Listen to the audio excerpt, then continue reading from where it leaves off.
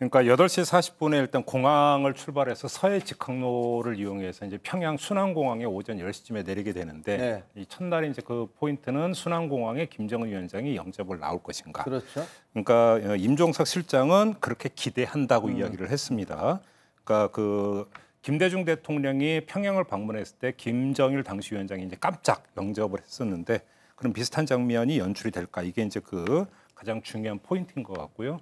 그래서 이제 오찬을 하고 나서는 바로 첫 번째 정상회담이 이제 그 시작이 되고요. 바로 정상회담. 그렇습니다. 점심 식사하자마자 바로 정상회담 하는 네, 거예요. 그리고 이제 오후에는 이제 그 예술 공연이 있고 환영 만찬이 있게 되고 그게 첫째 날이고요. 첫째 날이고 둘째 날 같은 경우는 오전에 바로 정상회담을 하는데 오전 정상회담 후에 공식 기자회견을 통해서 남북 정상의 합의문이 발표되기를 기대한다. 네. 이렇게 이야기를 하고 있기 때문에 그럼 남북 정상이 공동 기자회견을 하는 거죠? 그렇습니다. 그래서 그러니까 사실 뭐 정상회담은 이제 사전에 어떤 실무적인 물밑 조율이 계속 진행이 돼 왔다고 보는 게 상식일 테니까 상당 부분의 진척이 지금 있는 게 아닌가 이렇게 추측을 하는 게 상식일 것 같고요. 네. 다만 만에 하나의 가능성을 염두에 두고 미뤄질 가능성 또 어떤 추가 어떤 정상회담 가능성을 지금 김종석 실장은 열어놓고 있죠.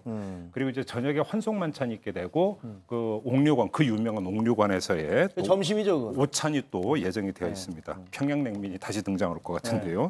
그리고 이제 마지막 날은 전날 환영 만찬, 환송 만찬이 이루어지기 때문에 네. 별도의 환송 행사는 없게 되고요. 네. 바로 이제 그 오전에 평양 순안공항을 통해서 이제 귀환을 하게 되는데.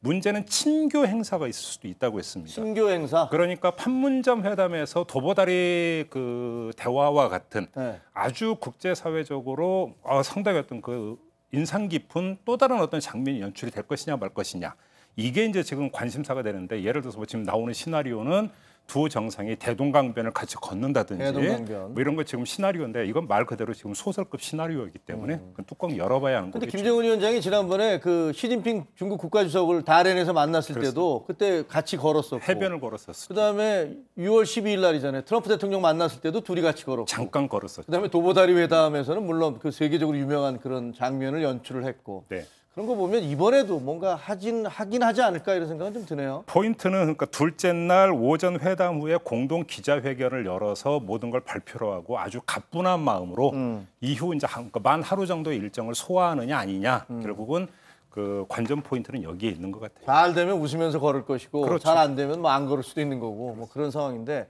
자 이런 날이 오리라고 생각 안 했는데 평양에서 하는 이 행사 그러니까 도착부터 시작해서 주요 일정들은 다 생중계가 된다. 네, 그런 그러니까 거죠? 북한 입장에서도 굉장히 진보적인 상태로서 이번 정상회담을 맞는다 이렇게 볼 수가 있는 것 같은데요.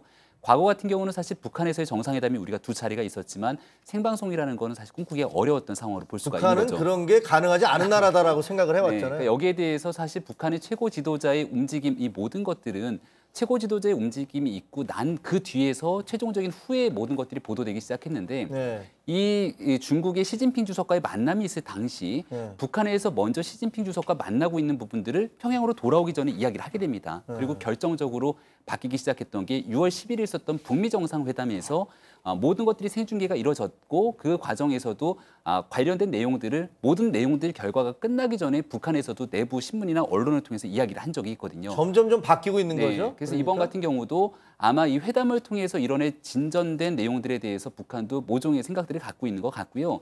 이게 대한민국에만 생중계되는 게 아니라 전 세계에 생중계되는 과정을 거치고 있기 때문에 아마 이 북미 정상회담, 2차 북미 정상회담을 기다리고 있는 상황 속에서 모종의 비핵화에 관한 메시지도 이 생중계 과정 등을 통해서 나오지 않겠는가 조심스럽게 기대가 되는 그러니까 상황입니다. 우리가 받아서 생중계를 하면 그걸 받아서 외신들이 또 그대로 생중계를 하거나 이렇게 간다 이거죠. 네, 우리 DDP에 또 굉장히 많은 외신들이 나와 있는 상황이기 때문에 그게 근데 이제 전 세계와 남쪽에는 알려지는데 북한 내부에 생중계되는 건 아니죠. 북한 내부에서는 아마 모종의 편집 과정을 좀 거칠 것 같습니다. 우리가 6월 10일 북미 정상회담을 다시 한번 생각해 보게 됐을 경우에 그 당시엔 트럼프 대통령과 김정은 위원장의 만남이 굉장히 주목이 됐었는데 그것을 다 편집을 해서 트럼프 대통령보다는 김정은 위원장이 훨씬 더 부각되는 장면들을 가지고 연출을 했거든요. 네. 아마 이번에 있는 정상회담 과정에서도 문재인 대통령보다는 북한 입장에서는 김정은 위원장이 초점을 맞춘 상태로서 재편집하고 그것을 내부에 있는 인민들에게 보여주지 않을까 생각이 됩니다.